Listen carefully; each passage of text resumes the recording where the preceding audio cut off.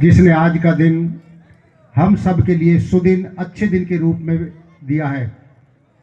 उन ऋषियों का कोटि कोटि नमन करें जिन्होंने वेद का पवित्र ज्ञान 1,96,08,53,126 वर्ष पूर्व त्रपुअष्ट पर्वत, जिसे आज हम तिब्बत कहते हैं, मनुष्य पहली बार अवतरित हुआ युवा अवस्था में स्त्री और पुरुषों के रूप में संसार के पदार्थों का भोग कैसे करना है और अपनी आत्मा का कल्याण करके मोक्ष को कैसे प्राप्त करना है, यह संदेश उन ऋषियों ने दिया। मैं उनको कोटि कोटि नमन करता हूं। मंच पर विराजमान संन्यास वृंद, प्रांगण में विराजमान पूजा के योग्य मात्र शक्ति, धर्म अभिलाषी बंधुओं, युवा साथी और प्यारे बच्चों, आज ये हिंदू सम्मेलन आपके यहां भी हो रहा है और पूरे देश में जगह जगह पर हो रहा है। हम आप सब लोगों को कितनी बार जगाया गया, लेकिन हम नहीं जागे। हमें अब जागने की आवश्यकता है। मैं एक छोटी सी कहानी आपके बीच में रखना चाहता हूं। एक राजा के दरबार में प्रति रविवार को सामान बेचने वालों का मेला लगता था। बचे हुए सामान को राजा अपने राजकोष से पैसे देकर खरीद लेता था। एक प्रतिमाकार 3 प्रतिमाओं को लेकर सुबह से शाम तक आवाज लगाता रहा, लेकिन एक भी नहीं बिकी। शाम को राजा की सवारी निकली तो पूछा कि आपकी प्रतिमाओं की कीमत क्या है। तो वो कहता है कि ये प्रतिमा पहली जो है इसकी कीमत 500 रुपये, दूसरी की 1000 रुपये और तीसरी की 1500 रुपये। राजा को बड़ा अचंभा हुआ। तीनों प्रतिमाएं रंग रूप में, ऊंचाई लंबाई में सब एक जैसी लग रही थी, फिर कीमत में अंतर क्यों? तो प्रतिमाकार से पूछा तो उसने बताया ये जो पहली प्रतिमा है इसके दोनों कानों में छेद है आर पार, ये इधर से सुनती है और उधर निकाल देती है। दूसरी जो प्रतिमा है इसके दोनों कानों में छेद है लेकिन आर पार नहीं है, वो यहां तक गले तक जाता है। इस प्रतिमा का भाव है कि मैं दोनों कानों से सुनूंगी और जो इस सम्मेलन में नहीं आए हैं उनको जाकर बताऊंगा या बताऊंगी कि वहां क्या हुआ। लेकिन तीसरी जो प्रतिमा है उसके भी दोनों कानों में छेद है, वो आर पार तक नहीं है, गले तक नहीं है, वो हृदय तक है। उस प्रतिमा का भाव है कि मैं जो कुछ सुन रहा हूं, जो कुछ देख रहा हूं, उसको अपने जीवन में धारण करूंगा और उससे जो मुझे सुख मिलेगा मैं उसका प्रचार करूंगा। राजा को बात समझ में आई।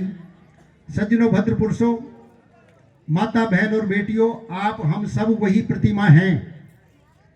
अब आपको अपने जीवन में 500 रुपए वाली प्रतिमा बनकर जीवन जीना है या 1000 रुपए वाली प्रतिमा बनकर जीना है या फिर 1500 रुपए वाली प्रतिमा बनकर जीवन जीना है, ये आपके ऊपर निर्णय है। जैसा आप उचित समझे वैसा करें। आज आवश्यकता पड़ रही है जगाने की, लेकिन कहानी वही है। महाराज जी का भी दर्द उतना ही है कि हम आपको जगाने आते हैं और आप जाकर सो जाते हैं।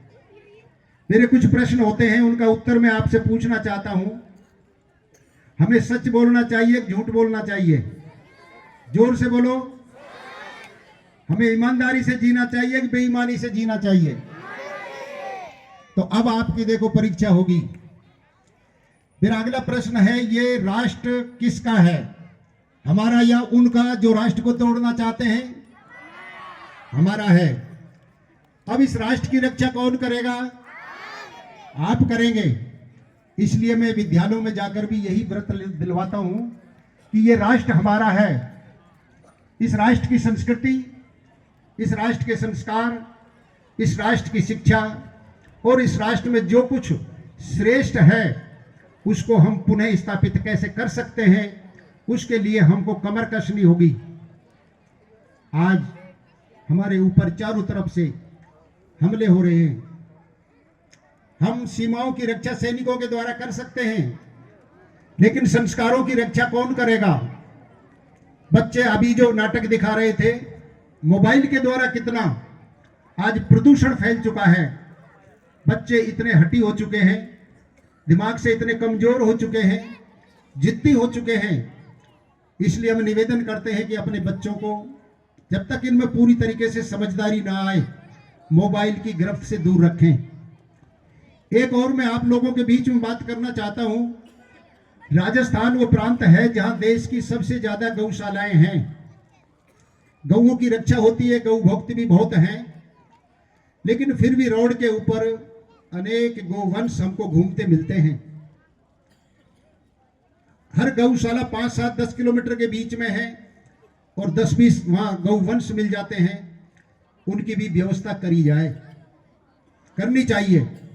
हम केवल नारों के साथ जुड़कर अपने जीवन को अगर व्यतीत करेंगे तो नारे जो दिए हैं उन नारों के साथ जुड़कर हमको जीना है। थोते नारे हमारी रक्षा नहीं कर सकते। हमारे महापुरुषों ने, देश के बलिदानियों ने देश को बचाने के लिए, संस्कृति को रक्षा करने के लिए हमें ऐसे उद्घोष किए जिससे हमारे अंदर जो हमारे खून में गिरावट आ चुकी है, जो हमारे खून में कुछ नमी आ चुकी है, उसको गर्म करने वाली बात हमारे महापुरुषों ने हमको बताई है। अगर उनके मार्ग पर हम चलेंगे तो निश्चित रूप से हमारा ये जो हिंदू सम्मेलन है, जो हमारा सनातन रक्षा का सम्मेलन है, हमारी वैदिक सनातन संस्कृति, गौ रक्षा और जननी माता के रक्षा का जो सम्मेलन है, पर्यावरण को रक्षित किया जाए, पर्यावरण को सुरक्षित किया जाए, ये सब सफल हो जाएंगे। इसके लिए हमें कहीं बाहर से विद्वान और बलवान नहीं बुलाने पड़ेंगे।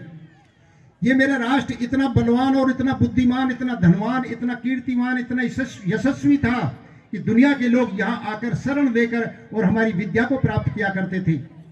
आज उल्टा हो रहा है। हमारे बच्चे यहाँ से कहाँ जा रहे हैं? दूसरे देशों में पढ़ने के लिए जा रहे हैं। वहां से कोई डॉक्टर बनकर आ रहा है, कोई इंजीनियर बनकर आ रहा है, कुछ तो वहीं जाकर बस गए। जो दुनिया की सबसे अमृतमयी धरती माता है, उसका आज लाडला और दूसरे विदेश में जाने के लिए मजबूर हो रहा है। जिस प्रकार से गौ माता रोड के ऊपर अपने प्राण त्यागने के लिए मजबूर हो रही है, उसी प्रकार से हमारे जो विद्वान बच्चे हैं, जो अच्छी मेहनत करते हैं, उनको यहाँ संरक्षण नहीं मिल पा रहा है, उनको यहाँ उतनी योग्यता के अनुसार स्थान नहीं मिल पाता है, तो वो विदेशों में जा रहे हैं। हम क्यों ना जागें और उन लोगों को जगाने का कार्य करें जिनको हमने बनाकर भेजा है। हमारे यहाँ जागने से, ये सम्मेलन करने से उतना लाभ नहीं है, क्योंकि हम संगठित हो सकते हैं, जय बोल सकते हैं, कुछ अपना अनुदान इकट्ठा करके कुछ समय के लिए हम कुछ कर सकते हैं, लेकिन जब तक कानून में परिवर्तन नहीं होगा, जब तक हम सुरक्षित नहीं रह सकते। आज हिंदुओं के देश में हिंदुओं को जागने की और बचाने की सुरक्षा की जा रही है, उन्हीं के लिए सम्मेलन किए जा रहे हैं। दूसरे लोगों ने तो अपने आप को ये कहकर कि हम असुरक्षित हैं, वो संगठित हो गए। क्या हम भी उन्हीं की तरह असुरक्षा महसूस कर रहे हैं? हमें अपने राजनेताओं को, जिनको हमने वोट दिया है, जिनको हमने जिताया है, जिनको हमने सम्मान से विधानसभा और लोकसभा में भेजा है, संसद में भेजा है, उन नेताओं से कहें कि आपको जागना है। लगभग 200 कानून ऐसे हैं मेरे देश के अंदर जिसके कारण कोई व्यक्ति फंस जाता है तो जीवन भर जेल में फंस जाता है। उसको बचाने का कोई कानून नहीं है। और जो दूसरे लोग हैं, पैसा देकर, दूसरी व्यवस्थाएं कर कर और दूसरी गली से निकल जाते हैं और समाज के बीच में सीना तान कर घूमते हैं, और जो आपके धर्म की रक्षा करता है, आपकी संस्कृति और संस्कारों की रक्षा करता है, वो जेलों की हवा खाते हैं। इसलिए उन कानूनों को बदलने के लिए अपने राजनेताओं को जगाने की आवश्यकता है। हम तो एक दिन के लिए जागते हैं और वो 5 वर्ष के लिए जाकर सो जाते हैं। एसी में जाकर सो जाते हैं वो लोग। क्या उनको पता नहीं है कि हमारी भारत की संस्कृति कैसी है, हमारे यहाँ की कैसी मर्यादाएं थी, हमारे यहाँ के कैसे पर्व, उत्सव, त्योहार थे? क्या पता नहीं है उन लोगों को? कोई आसमान से थोड़ी टपके हैं।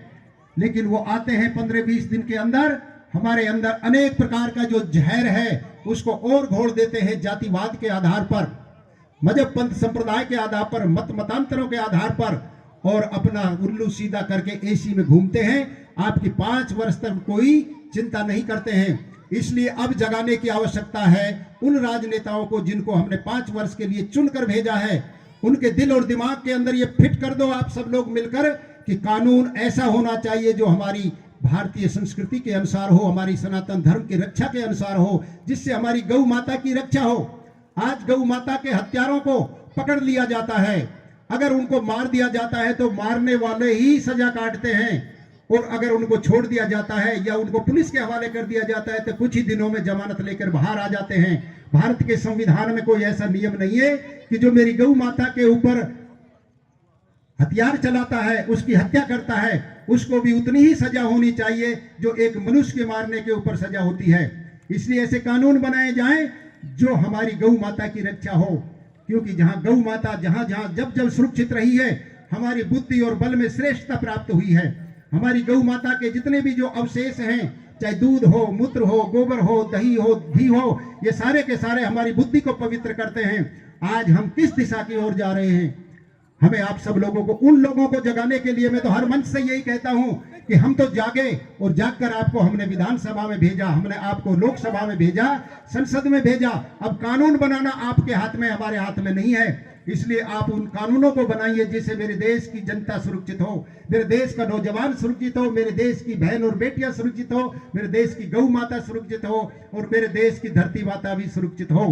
आज भारत माता के ऊपर चारों तरफ से किस तरीके से हमले हो रहे हैं, उनसे बचने के लिए हम आप सब लोग एकत्रित होकर जिए, क्योंकि वेद का संदेश है, यह आत्मदा बलदा यस विसुपासते प्रसिसम यस देवा यस छाया अमृतम यस मृत्यु कस्मै देवाय हंसा विदेमा। हे मेरे अमृत पुत्रों, आपको शरीर के रूप से, शारीरिक रूप से बलिष्ठ होकर जीना है। आपको अपनी आत्मा को पवित्र बनाकर जीना है, सत्य के आधार पर, त्याग और तपस्या के आधार पर, वैराग्य को धारण करके संसार के उपकार के कार्य जितने भी हैं उससे हमारी आत्मा को बल मिलता है। और आत्मबल प्राप्त करने के बाद में जो ऋषि और महर्षियों ने, हमारे त्यागी और तपस्वियों ने हमको ये जो आजादी दिलाई है, उसकी सुरक्षा के लिए हमें मुट्ठी बांधकर एकता का परिचय देना है। हमारी मुट्ठी बंधी रहेगी तो हम लाख के हैं, और मुट्ठी खुल गई तो हम लाख के नहीं, खाक के हैं। इसलिए सम्मेलन इसीलिए किए जाते हैं कि हम जागे और अपने जो यहाँ नहीं आए हैं उनको जगाने का प्रयास करें। यहाँ कोई पार्टी की बात नहीं है, यहाँ कोई राजनीतिक पार्टियों का बात नहीं है, यहाँ कोई नेता की बात नहीं है। यहाँ तो भारत माता के अस्तित्व की लड़ाई लड़ने के लिए आप सब लोगों को एकत्रित किया जा रहा है। हर रविवार के दिन भारत के सारे जगह और ये हिंदू सम्मेलन किए जा रहे हैं। आप विचार करें, भारत के अंदर क्या हिंदू ही रहता है? भारत की जलवायु का प्रयोग क्या हिंदू ही करता है? लेकिन नहीं, हमारी जो सनातन संस्कृति है उसके रक्षा की पंक्ति में अगर कोई खड़ा होता है तो उसका नाम हिंदू है। हमारा जितना भी जो बचाव का कार्य है वो हिंदू ही कर सकता है। हिंदू सम्राटों की कहानी अभी बच्चे सुना रहे थे, महाराणा प्रताप की, जिसने अपनी संस्कृति की रक्षा के लिए, राष्ट्र की सीमाओं के लिए, हमारे संस्कारों को सुरक्षित रखने के लिए और अपने बच्चों को कितना तड़पता देखा, लेकिन कभी भी उन्होंने अब संस्कृति के सामने सिर नहीं झुकाया। आए मिलकर देश, ये हमारा कहां तक था। अफगानिस्तान में लोग नहीं जागे और उनको खत्म कर दिया गया। ईरान इराक में नहीं जागे, खत्म कर दिया गया। पाकिस्तान में नहीं जागे, सब लोगों को बोरी बिस्तर बांधकर आना पड़ा। अभी कुछ समय 1990 में, उससे पहले हमारे जम्मू कश्मीर के हिंदू भाई नहीं जागे, आज उनको खत्म कर दिया गया। केरल का हिंदू नहीं जागा, वो खत्म हो गया। 9 राष्ट्र, 9 प्रांत ऐसे हैं जहां हिंदू नहीं जागा, सब ईसाइयत में कन्वर्ट हो गए। सज्जनों, भद्र पुरुषों, माता और बहनों, हम सबको जागना होगा, वरना ये आग लगी है चारों तरफ, ये हमारे तक पहुंचेगी। कोई रोक नहीं सकता अगर हम जागृत नहीं हुए तो, क्योंकि लगी है आग उपवन में, इसे फिर कौन बुझाएगा? झुलस जाएंगी कलियां तो फूल कौन खिलाएगा? हमें इन नन्हे बन्ने बच्चों का ध्यान रखना है। हम आप लोग जो 60-70 वर्ष की उम्र से पार हो चुके हैं, हमने तो जी लिया, हमें तो इनकी जिंदगी का, इनके विचारों का, इनके भविष्य का ध्यान रखना है। इसलिए हमें जागना होगा। और ये संसार का सबसे देश ऐसा है जो ये जाग गया तो दुनिया में आज जो युद्ध चल रहे हैं बड़े बड़े, उनकी रोकथाम भी अगर कहीं से होगी तो वो भारत से होगी। आप हम विचार करें, पूरी संस्कृति के हम रक्षक सदा से रहे हैं, संस्कारों के रक्षक रहे हैं, अपनी संतानों के हम रक्षक रहे हैं। आप सब लोगों से हाथ जोड़कर यही निवेदन है कि अपने जनप्रतिनिधियों को गौ माता की रक्षा के लिए, जननी माता की सुरक्षा के लिए, अपनी संतान को संस्कार बनाने के लिए ऐसे नियम और कानून बनाएं, और उन कानूनों को हटाएं जो हमारी संस्कृति का हिस्सा नहीं है। जो कानून बना दिए गए हैं, क्या आप विचार करोगे? लिव इन रिलेशनशिप जो कानून है कि आप किस तरह से रह सकते हो, बिना शादी के भी आप युवा अवस्था में घूम घूम कर अपने जीवन को पार कर सकते हो। क्या हमारी संस्कृति का नियम है ये? क्या समलैंगिकता का नियम जो बना है, क्या हमारी संस्कृति का हिस्सा है? ये लोग कहां ले जाना चाहते हैं मेरे देश को? आप सब लोगों को जागना होगा और उन लोगों को जगाना होगा जो कानून बनाते हैं, जो कानून की रक्षा करते हैं, उन लोगों को जगाना होगा। मेरा आप सब लोगों से यही निवेदन है, आपने बुलाया, मैं आया। जैसा प्यारे प्रभु परमात्मा की आप सब लोगों के ऊपर कृपा बरसे, आपका उत्तम स्वास्थ्य रहे, आपकी बुद्धि पवित्र रहे। गौ माता की रक्षा के लिए आप सब लोग जननी माता की रक्षा के लिए और अपने बच्चों के संस्कार और सुरक्षा के लिए जागना होगा, कमर कस के आगे बढ़ना होगा। ओम इति सम।